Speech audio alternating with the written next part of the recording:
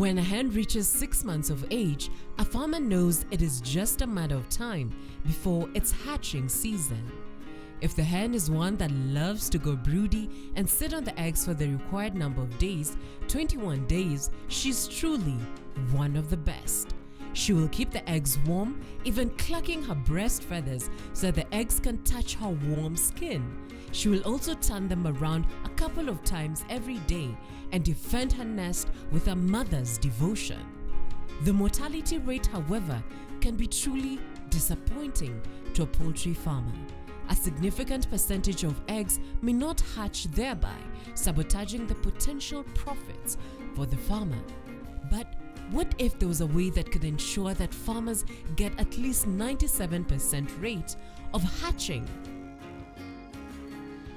We traveled to Kibos in Kisumu County to find out how farmers in Kisumu are increasing their percentage of hatching in their chicks.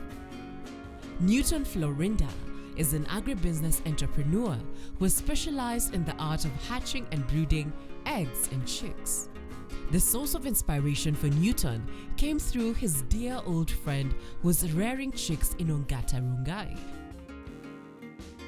My initial inspiration, well, I was motivated by a colleague, a former classmate in high school, who is a telecommunication engineer, when he told me that he's a poultry farmer and he's based in this area. But what shocked me is when he told me he sells his poultry amongst his, or in his neighborhood, and he pays whoever slaughters his poultry 70 shillings to slaughter each chicken. So I was surprised if someone can pay 70 shillings to just slaughter and raise chicken. Then I got curious about the industry. Newton is a trained laboratory biochemist, which means that the land of lab research was a close friend. After being in this occupation for over a decade, Newton decided to quit the stint to get into the lucrative hatching business. At some point I lost that motivation to continue being employed, and therefore I decided to resign my job and focus on this enterprise full-time, because now the market was growing, so the job was competing with the business. So I had to decide at some point, what do I want to do? I could not serve both, so I had to choose one. The start of the business came immediately after he decided to quit. He got his capital from his savings and friends and decided it was either go big or go home. Mayombe hatcheries, we now been here for about 5 years. We have moved from strength to strength.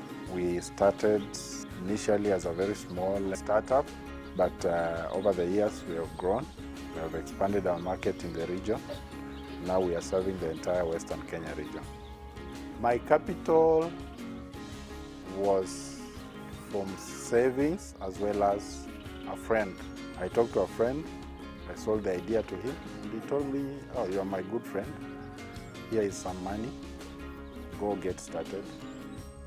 Being from a research-based background, Newton's first instinct was to gather as much information and data as he could possibly get on the hatching business. He knew that this would enable him to start off the business in the right manner. One thing that I consider most is the knowledge. You need to equip yourself with enough up-to-date knowledge about how to handle the various challenges that come along the way. The other thing I considered very much is the marketing aspect. I think a lot of work also must go into marketing to make sure more people get to know what we are doing. Yeah. So those are the key major issues I've really considered. Then initially when we got started, we had a lot of challenges with the brooding. We have learned over time. The structure behind Newton and the brooder inside is where the chicks lie. The chick structure was built by Newton and his brother for the chicks that have just hatched 1 to 3 days. Each of these cages can hold up to 100 birds. The brooder is what Newton bought. It is similar to a cabinet and has been lined with insulating material and equipped with trays to hold and turn the eggs. As you can see, Behind me there is this brooder. You can see this brooder is a story brooder. It's adapting to the urban farming setting because we have space issues here. So we had to come up with a structure that makes the best use of the available space. And that's why we had to come up with this. So it has served us all along. So we have two of these structures that can accommodate 200-day-old chicks. So we have about 4, 6, and another 6 the other side. So 200 times 12, that is probably well over 2,400 chicks at a time. There are 4 basic requirements that any egg needs to hatch. This includes temperature, humidity, egg turning, and airflow. The temperature should be between 99 and 100 degrees Fahrenheit. Humidity should be between 50 and 60%.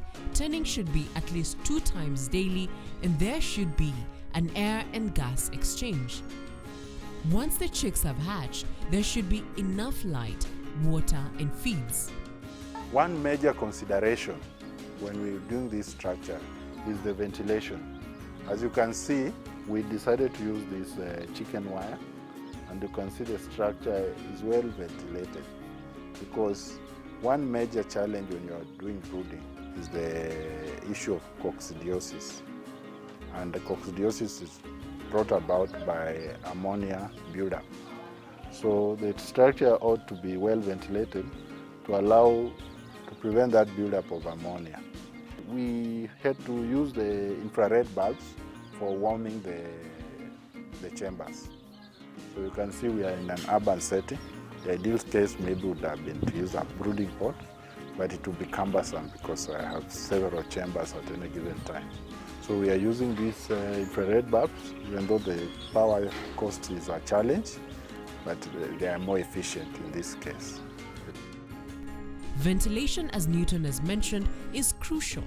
If the chick feels too hot, it will isolate itself to the farthest corner of the cage, and this may cause its death.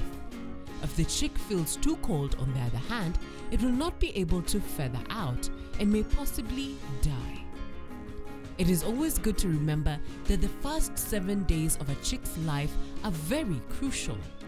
You can see the seasons. Right now it's a bit cold in Kisumu because of the rain, but there are seasons when it's very hot, and that's why ventilation is key.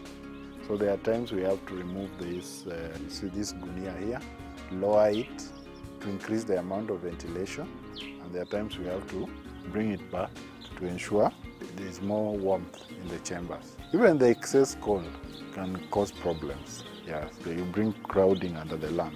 So we have to keep on balancing temperatures inside. Farmers across the country crowd here at Newton's hatchery to get their eggs hatched by one of the best in the business.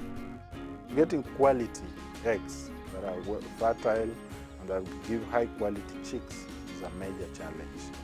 So you have to work very closely with farmers that you know their processes, their practices in their farms, so that they can give you a reliable supply of quality eggs. So that's a major thing, because you can't just buy eggs from whoever or wherever. The best case scenario would be to keep your own chicken. You have your own breeder stock. But at times that is not feasible. I believe in focusing on one thing at a time and also partnering with other people. Yeah? So you identify a good supply of fertile eggs, you partner with them, while they focus on producing quality eggs for you, you focus on doing the hatching process. The first time that Newton attempted to hatch eggs, when he was starting in the business, he failed terribly. However, he bounced back. It is said that the road to success is paved by failure. My first experience when hatching was very interesting, because I think I went to Nairobi. By that I was still employed, and then I went to downtown Nairobi. I shopped for my first incubator. I put it in a courier, flew back to Kisumu, Then whoever sold me the initial eggs, I didn't have my own eggs by then, I think sold me bad eggs. So I incubated a machine full of about 500 eggs, and none hatched. So I had to throw away about 500 eggs. So that was a very, very bad experience, but due to my resilience, I did not give up. So again, tried again. And over the years, I've seen a great improvement in the hatching levels of our eggs. And that's why even today now, more people entrust us to do the hatching for them.